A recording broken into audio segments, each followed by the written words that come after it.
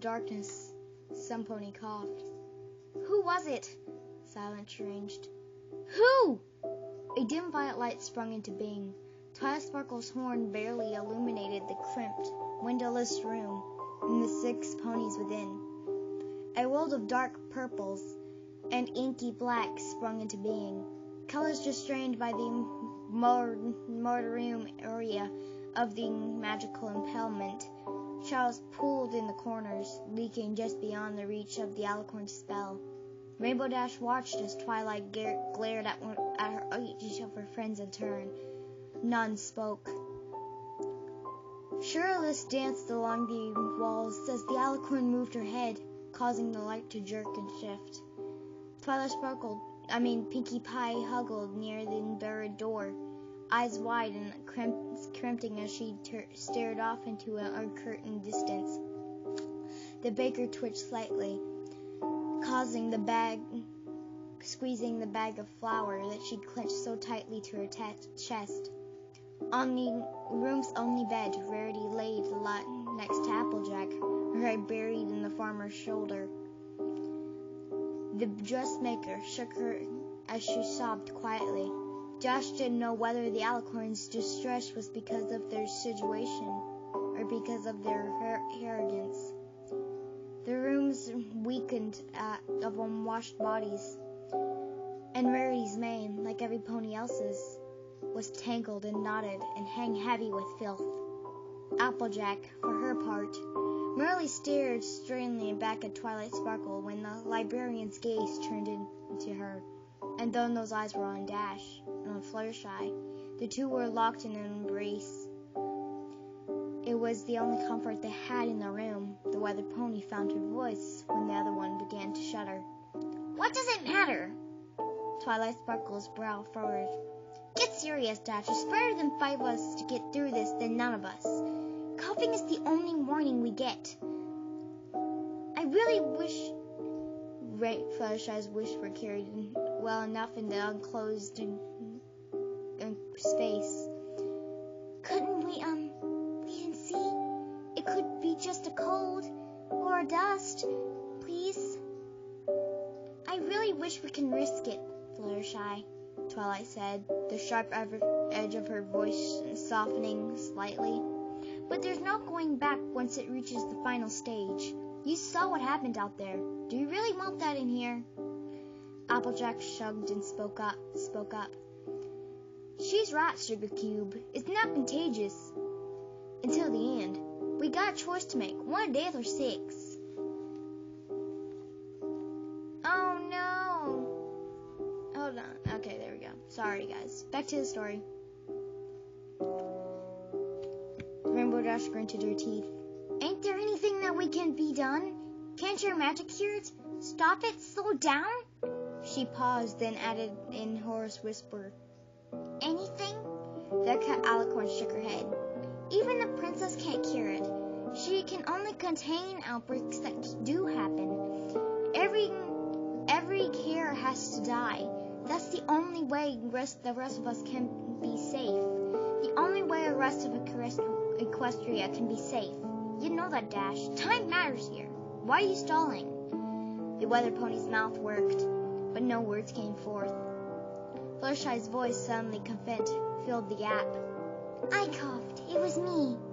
Rainbow Dash gaped at the other Pegasus, eyes wide with shock and horror. The pink-maned mare turned to her and spoke once again, restrained.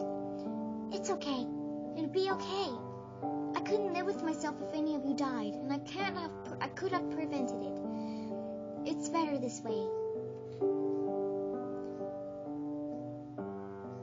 Dash shook her head slightly and whispered a single, no. Applejack's voice was grim.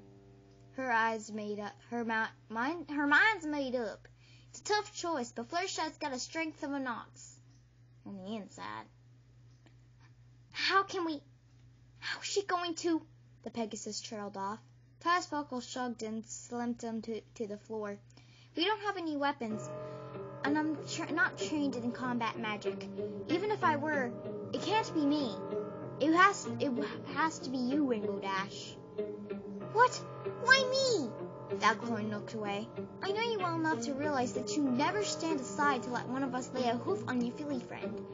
Maybe intelligently, you'd know it's necessary, but your emotions get the better of you. Ask yourself, if it has to be any of us, would you really want any pony but yourself too? Rainbow Dash rolls her to her hooves. You're right. The mare's voice was hollow. She just took a step away from the Pegasus. Applejack spoke. Fluttershy, sit up and put your head against the wall. It'll be a mat. A mat? The mare choked back tears. Quicker. I'm so sorry, Rainbow Dash. I wish there could be another way, Twilight said. The rainbow named Pegasus looked over her shoulder to meet the eyes of the mare she loved. Fluttershy had taken the Earth Pony's advice. They stared at each other silently for a moment. Even intelligently, Dash found words, and indifferent as they were. I'm sorry. I love you. I'm so sorry. The other Pegasus replied, voice shaking. I love you too. I forgive you. It's better this way. Just make sure some pony takes care of the animals when this is all over. When everything is back to normal. Rainbow Dash whispered, I promise. She took a careful aim. When buck, it would be quick. Fluttershy deserved that much, at least. When she was sure she'd connect, vision or not, she spoke. Cut the white light, Twilight. Nobody should have to see this. The horn's glow disappeared. Years of running, kicking clouds had wounded Dash's muscles. She rode up on her front legs, gathered all her strength and kicked out. She connected. With a dull thud was accompanied as the station of warm droplets splattered across her flank. It was followed by a high-pitched moan from the organized pony behind her. Rainbow Dash reacted to Fluttershy's continued suffering without thought. She reared again and bucked repeatedly, steadying herself and adding force with swift flaps of her wings on her fourth kick. The other mare's mane meaning stopped with a sickening crunch. The weather mane's hooves dropped back to the floor as she was shaking, her eyes wide, her heart beating nearly out of her chest. Her fetlocks were drenched with sticky blood. She could have felt it beginning to clot. She wondered despite herself whether the mess was staying, whether her coat would always bear the red residue of her deed. She wept quietly to herself. Sorry. Let me get on Ween's week. Sorry. It's back. No one cares. No one cares. No one cares about the commercials. Oh my god. I should just do it right now. Alright. The mess would stain. Whether her coat would always bear the red residue of her deed. She swept quietly to herself.